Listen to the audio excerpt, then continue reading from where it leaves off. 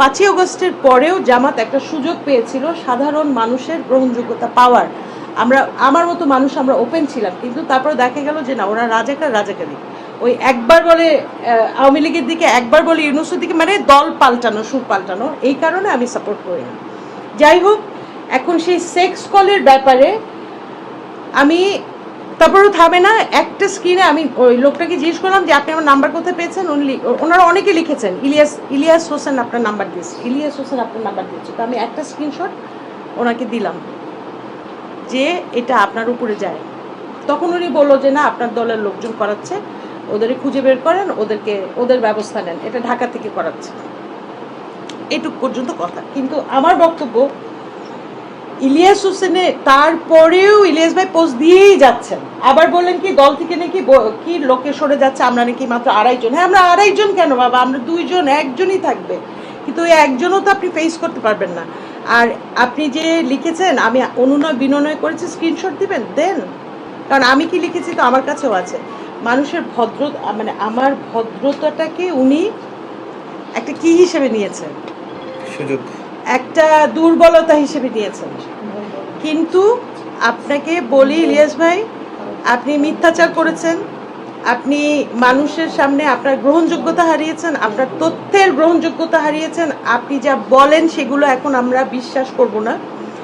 আর আমার নাম্বারটা সেক্স গ্রুপে যে আপনি দেন নাই, সেটাও তো আপনাকে এখন প্রমাণ করতে হবে যে আপনি এটার সাথে জড়িত না। আমি তো মনে করি উনি জড়িত। কেন উনি এটা করছেন বুঝাতে পেরেছি?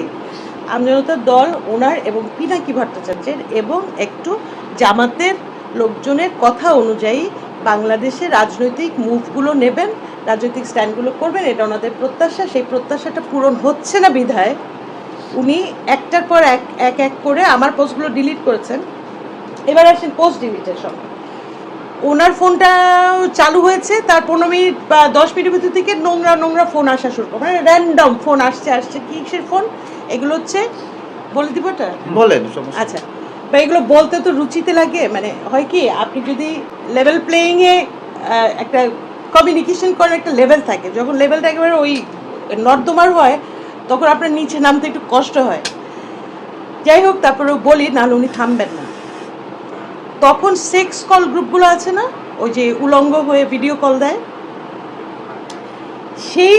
সেই গ্রুপগুলো থেকে র্যান্ডমলি আমার ভিডিও কল আসা শুরু হলো। তো ভিডিও কল যখন বাজে তখন কিন্তু স্ক্রিনেই ছবি দেখা যায়, এটা তো জানেন। যখন ভিডিও কল আসে তখন কিন্তু অলরেডি স্ক্রিনে আপনার অথবা হয়তো বা অন হয়ে গেছে। মানে যাই হোক, আমি তো তখন একটা মানে বিভীষিকার মধ্যে পড়ে গেছি যে এইগুলো কি, হোয়াট ইজ দিস, এটা কি হচ্ছে। তো কতগুলো কাটলাম, কতগুলো ধরলাম, ধরার সাথে সাথে যে সমস্ত কথা বলে যে এটা তোমার কাপড় খুলো দেখবো, তারাও উলঙ্গ। তা আমি তো ভয়ে, মানে একবার আমার ফোনও ইভেন হাত থেকে পড়ে গেছে। তারপরে 20 মিনিট পরে খুললাম যে তাহলে উনি নিশ্চয় জানেন এই সমস্ত টেকনোলজি। তো বন্ধ হয় নাই। হ্যাঁ, আবার 1-1.5 ঘন্টা আবার শুরু হয়েছে। তখন আমি আবার লিখলাম যে না, আমি ফোন বন্ধ করেছি, বন্ধ হয় নাই, এটা এখন আপনি বন্ধ করেন। তখন উনি আপুতে আসলো যে আপু আমি এসব কাজ করি না, তখন আমি এসব বুঝি না। আপনি একটা মিথ্যা কথা লিখেছেন, আপনি আরও 10টা মিথ্যা কাজ করতে পারেন, আপনি এটা বন্ধ করান। তখন উনি কি যেন বললো যে আমি কয়েকটা নাম্বার পাঠালাম, সেই তারপরে ওই সারা রাত ওইভাবেই গেছে। পরের দিনও দেখি থামে না। সাংবাদিক ইলিয়াস হোসেন আমজনতা দলের থেকে আমি যেন সরে যাই। আচ্ছা, ওনার যে কোনো কাজের অবজেক্টিভ নিশ্চয়ই একটা উদ্দেশ্য আছে, উনি নাহলে খামাখা আমাকে নিয়ে কেন পড়বেন, কেন বলবেন যে আমি 16 লক্ষ টাকা তার সরি